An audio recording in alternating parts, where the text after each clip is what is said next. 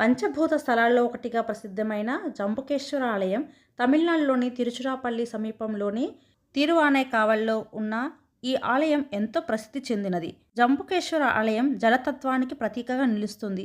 ఇక్కడ శివుడు స్వయంభూగా జలలింగ రూపంలో వెలిశాడు. పార్వతీదేవి జంబుకేశ్వరునికి గురువుగా భావించి పూజించిన పవిత్ర క్షేత్రం ఇది. ఈ ఆలయం 5 ప్రాకారాలు, 7 గోపురాలతో దాదాపు 18 ఎకరాల విస్తారంలో ఉంటుంది. దీన్ని చోళరాజులు నిర్మించారు. గర్భగుడిలో శివలింగం కింద ఎప్పుడూ నీరు ఊరుతూనే ఉంటుంది. ఆ నీటిలోనే లింగం ఉంటుంది. అందుకే దీన్ని జలలింగం అంటారు.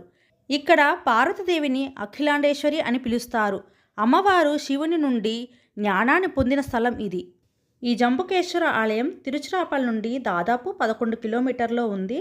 శ్రీరంగం నుండి అతి సమీపంలో దాదాపు 3 కిలోమీటర్లో ఉంటుంది.